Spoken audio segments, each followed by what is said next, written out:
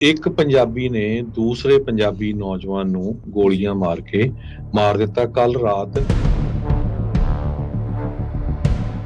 ਅਗਲੀ ਖਬਰ ਜਿਹੜੀ ਆ ਫ੍ਰਿਜ਼ਨੋ ਕੈਲੀਫੋਰਨੀਆ ਤੋਂ ਬੜੀ ਮਾੜੀ ਖਬਰ ਆ ਰਹੀ ਆ। ਇੱਕ ਪੰਜਾਬੀ ਨੇ ਦੂਸਰੇ ਪੰਜਾਬੀ ਨੌਜਵਾਨ ਨੂੰ ਗੋਲੀਆਂ ਮਾਰ ਕੇ ਮਾਰ ਦਿੱਤਾ ਕੱਲ ਰਾਤ। ਤੇ ਇਹ ਸਾਰੀ ਜਿਹੜੀ ਇਨਸੀਡੈਂਟ ਆ ਉੱਥੇ ਦਾ ਜਿਹੜਾ ਲੋਕਲ ਜਿੰਨਾ ਵੀ ਨਿਊਜ਼ ਹੈਗਾ, ਚਾਹੇ ਉਹ ਟੀਵੀ ਸਟੇਸ਼ਨ ਆ ਚਾਹੇ ਉਹ ਫ੍ਰਿਜ਼ਨੋ ਵੀ ਆ, ਉਹਨਾਂ ਸਾਰਿਆਂ ਨੇ ਕਵਰ ਕੀਤਾ ਹੈਗਾ। ਕਹਿੰਦੇ ਬਈ ਆਫੀਸਰਸ ਨੇ ਜਦੋਂ ਰਿਸਪੌਂਡ ਕੀਤਾ ਨਾਰਥ ਪੁਆਇੰਟ ਇਵੈਂਟ ਸੈਂਟਰ, ਜੋ ਕਿ 4277 ਨਾਰਥ ਵੈਸਟ ਐਵਨਿਊ ਫ੍ਰਿਜ਼ਨੋ ਦੇ ਵਿੱਚ ਹੈਗੀ ਆ, ਟਿਊਜ਼ਡੇ ਰਾਤ ਨੂੰ, ਮੰਗਲਵਾਰ ਰਾਤ ਨੂੰ 8 ਵਜੇ ਦੇ ਕਰੀਬ। ਤੇ ਜਦੋਂ ਉਹ ਪਹੁੰਚੇ ਉਹਨਾਂ ਨੇ ਦੇਖਿਆ ਵੀ ਇੱਕ 20s ਦੇ ਵਿੱਚ ਜਿਹੜਾ ਨੌਜਵਾਨ ਆ ਉਹਦੇ ਗਨ ਸ਼ਾਟ ਵੂੰਡ ਲੱਗੇ ਹੋਏ, ਗਨ ਸ਼ਾਟ ਲੱਗੇ ਹੋਏ ਸੀ ਤੇ ਉਹ ਤੋਂ ਸਫਰ ਕਰ ਰਿਹਾ ਸੀ ਤੇ ਉਸ ਨੂੰ ਹਸਪਤਾਲ ਪਹੁੰਚਾਇਆ ਗਿਆ।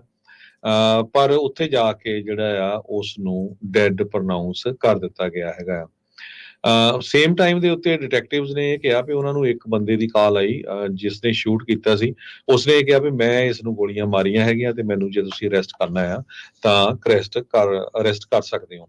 ਫ੍ਰਿਜ਼ਨੋ ਪੁਲਿਸ ਡਿਪਾਰਟਮੈਂਟ ਨੇ ਸਸਪੈਕਟ ਦੇ ਨਾਲ ਜਿਹੜੀ ਉੱਥੇ ਨਹਿਰ ਲੱਗੇ ਜਾਂਦੀ ਸੀ ਉੱਥੇ ਕੰਟੈਕਟ ਕੀਤਾ। 150 ਫੁੱਟ ਇਨਸੀਡੈਂਟ ਤੋਂ ਪਰੇ ਸੀਗਾ ਤੇ ਉਸ ਨੂੰ ਕਸਟਡੀ ਦੇ ਵਿੱਚ ਲੈ ਲਿਆ। ਹਜੇ ਰਿਲੇਸ਼ਨ ਉਹਨਾਂ ਦਾ ਨਹੀਂ ਦੱਸਿਆ ਜਾ ਰਿਹਾ, ਜੀ, ਜੀ। ਦੋਨਾਂ ਦਾ ਵੀ ਕਿਸ ਤਰ੍ਹਾਂ ਦਾ ਹੈਗਾ। ਨਾਮ ਉਹਨਾਂ ਨੇ ਜਿਹੜੇ ਆ ਡਿਸਕਲੋਜ਼ ਕਰ ਦਿੱਤੇ ਹੈਗੇ ਆ।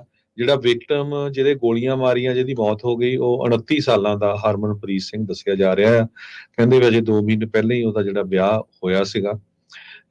ਤੇ ਜਿਹੜਾ ਗੋਲੀ ਮਾਰਨ ਵਾਲਾ ਆ ਉਹਦਾ ਨਾਂ ਲਵਪ੍ਰੀਤ ਸਿੰਘ ਦੱਸਿਆ ਗਿਆ, ਉਹ 28 ਸਾਲਾਂ ਦਾ ਹੈਗਾ ਆ। ਤੇ ਲਵਪ੍ਰੀਤ ਨੇ ਜਿਹੜੇ ਆਫੀਸਰਸ ਆ ਉਹਨਾਂ ਨੂੰ ਇਹ ਦੱਸਿਆ ਸੀ ਵੀ ਮੈਨੂੰ ਤੁਸੀਂ ਅਰੈਸਟ ਕਰ ਸਕਦੇ ਹੋ, ਮੈਂ ਸਰੈਂਡਰ ਕਰਨ ਦੇ ਲਈ ਰੈਡੀ ਹੈਗਾ ਆ।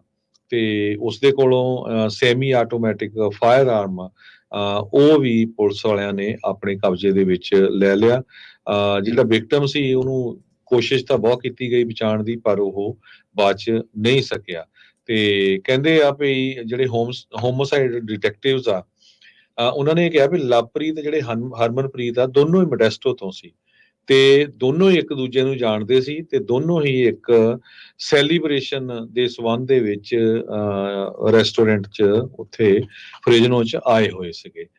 ਕਹਿੰਦੇ ਭਈ ਲਵਪ੍ਰੀਤ ਨੇ ਆਪਣੀ ਗਨ ਨੂੰ ਪੁੱਲ ਕੀਤਾ ਤੇ ਹਰਮਨਪ੍ਰੀਤ ਸਿੰਘ ਦੇ ਅੱਪਰ ਬੋਡੀ ਪਾਰਟਸ ਦੇ ਵਿੱਚ, ਅੱਪਰ ਬੋਡੀ ਜਿਹੜੀ ਆ ਉੱਥੇ ਪਾਰਕਿੰਗ ਲਾਟ ਦੇ ਵਿੱਚ ਗੋਲੀਆਂ ਮਾਰ ਦਿੱਤੀਆਂ।